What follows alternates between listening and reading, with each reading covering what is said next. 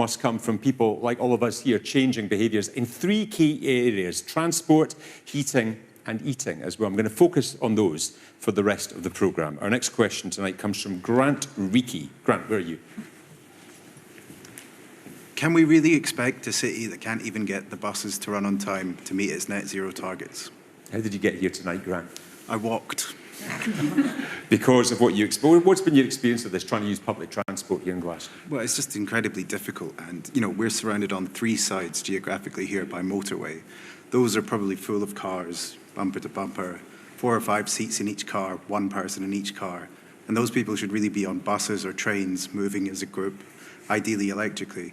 We're not doing enough to incentivise people to get on. And it's just difficult. You know, I walked here because there's no direct bus that could get me anywhere near this part of Glasgow. And we're in the centre of the biggest city in Scotland. It's ridiculous, really. Yeah.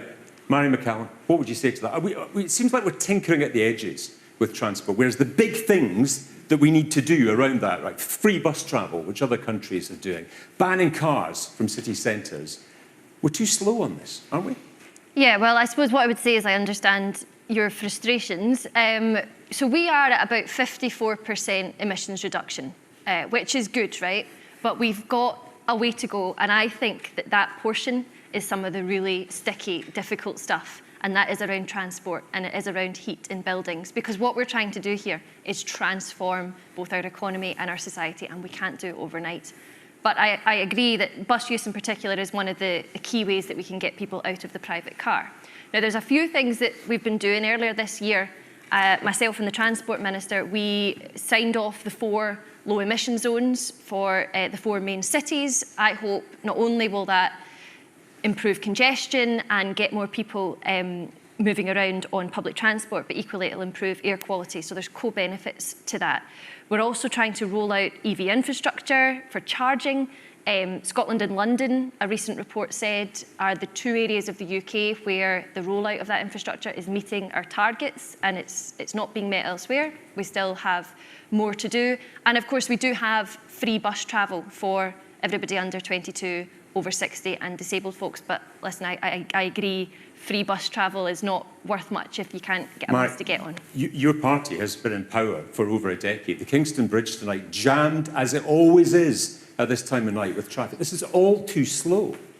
Well, look, I'm not denying that, and it goes back to what I said at the start. Any government that tells you they're doing enough is not telling you the truth. But we are making progress, and the next portion of emissions reduction that we need to do, these are the big behavioural change points. So are you worried about the reaction from people? Are you worried about how difficult this needs to be for all of us, for it to be real? I am worried about it, and actually I feel very strongly that what we need to do shouldn't fall on the back of the individual. It should be about governments, it should be about organisations and corporations. But some of that behavioural change is about individual. However, you've got to have the funds to buy an electric vehicle. I live in a really rural part of Scotland, and the private car will always be a factor of life there. So there's different things that we need to do, but we are trying to take action across the board. Right, put your hands up. Put your hands up if you've changed how you travel. If you've either got an electric car or you're not driving anymore, you're trying to use public transport. Tidying up 2, 3 people in the audience. Lady right on the aisle there. Yeah, tell me how you've changed things. I think I'm already trying to change because I have to drop my kids early in the morning, and I have to go at work on time. It's congested, and every mother is with 1 child. I wish there were more school buses in the area. It's easier. It's with it's raining all the time, and everyone is stressing out to get out of the traffic. So I think, in my respect, or at least in my to make my life easier in the morning, I would really prefer councils or the governments taking this step forward and introducing more school buses. So that is a very little start, but hopefully make a bigger impact to start with. This is good. Let's try and understand why people aren't making a change. You know how I get my kids to school? Hang on a second, let me just ask. Electric cargo bike. All right, well let me ask you, why aren't you changing the way that you get about at the moment? Put your hands up if you've got a reason why it's just too difficult for... Man in the back row with the beard. Yeah, on you go.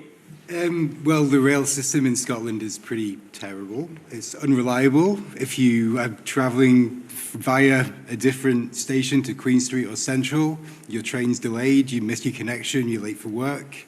If you have a job that relies on you being there pretty much on time for other people, and it's impossible to do it. Okay, and that's before the strikes. Man there, yeah, we're stopping you. Well, I just wanted to comment on what Mary said. It's interesting you say your own government isn't doing enough. I quite agree. Because on terms of free bus travel, when the over 60s travel scheme was introduced in 2006, reimbursement was 73% of the typical fare. It's now 55%. And the under 22 scheme has been introduced at a higher rate, absolutely, but there's no guarantee that won't come down. So how on earth are we supposed to deliver? And I do work in the public transport sector, by the way. How on earth are we supposed to deliver the system that people want and need to use if you keep undercutting the funding that makes it run? Buses don't get very far without fuel in them and drivers behind the wheel. It all needs to be paid for. Right, okay, Mary McCallum, there's a specific... It's Dundee, isn't it? In the bus sector in Dundee, yeah.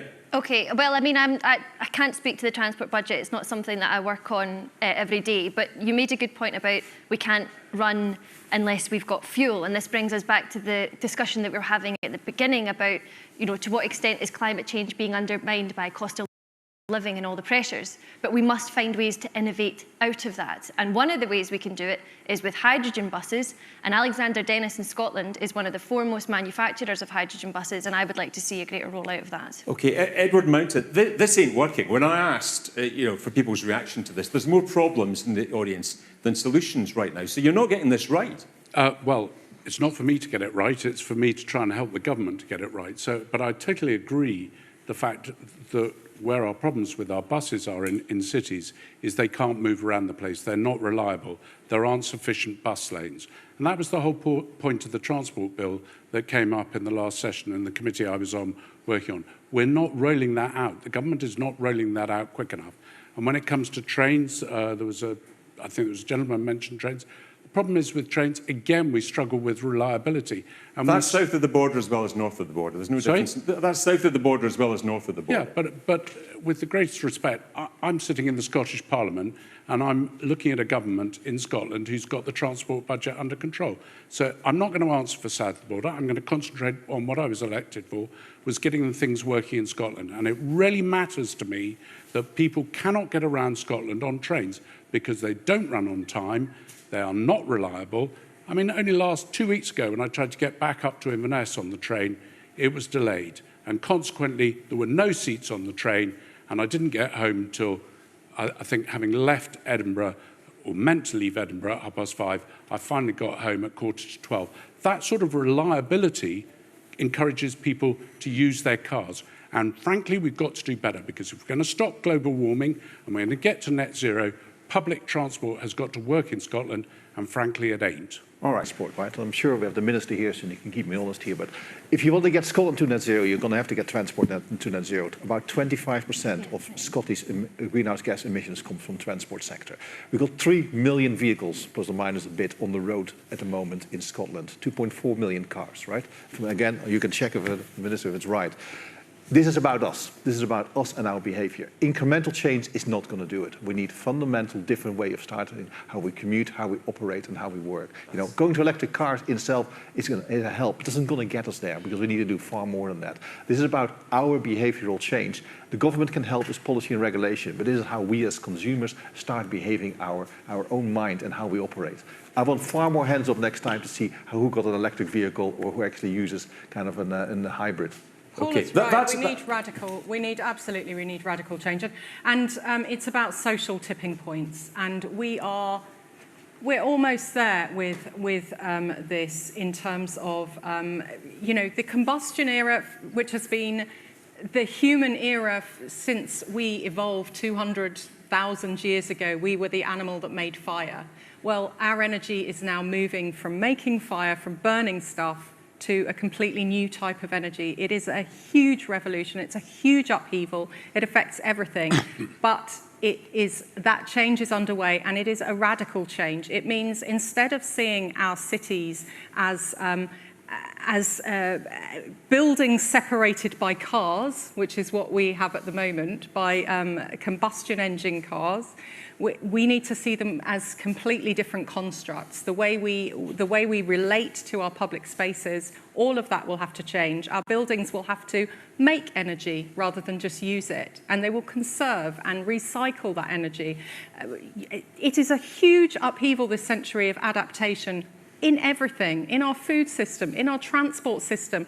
It will be cycle, walking, and public electric vehicles. That's the future. That's the future. We'll get on to some of that in just a It's second. not just the future, it's the very near future. Oh, okay, gentleman with the glasses over there. I think you made a really good point there when you mentioned active travel. That's certainly part of the mix. Electric and hydrogen public vehicles, electric private cars, particularly for rural areas, and much safer and more accessible active travel. And we are investing heavily in that just now. Can you see a time when all public transport in Scotland will be free? I would like to think so. I would like to think so. Gentleman in the spectacles in the back row. Yeah, isn't the issue here about public ownership of transport relative to multiple private owners? Because in Edinburgh, where we are, I can take my pass, I can get on the bus, and I can also get on the tram system as well. But in Glasgow, obviously, there's like multiple different people providing it. Wouldn't it be the sense that if we want to address and have this problem to have dealt with regarding public transport, it would be that we would have a Scotland-wide publicly owned public transport infrastructure? Edward Mountain, public transport, publicly owned.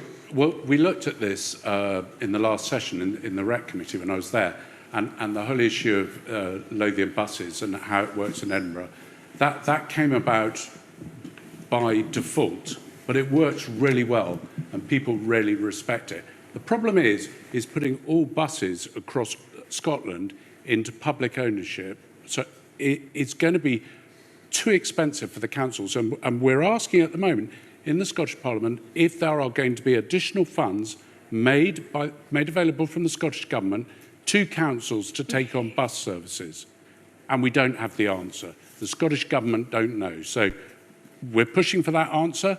If we can get that answer, then those councils that want to do it, if they can fund it, should be encouraged, in my mind, to do it. That's what the Transport Bill in the last session allowed them to do. And I'm just going to come back on integrated ticketing. Just very briefly. If I may. Integrated ticketing is absolutely vital. You should be able to get on a train and get on a ferry onto the island with one ticket, having bought that at the outset. We've been talking again about this for ages in the Parliament, but we're not doing it. And we're not even doing it on those bits of the transport services that are owned by the Scottish Government. Okay, your reaction to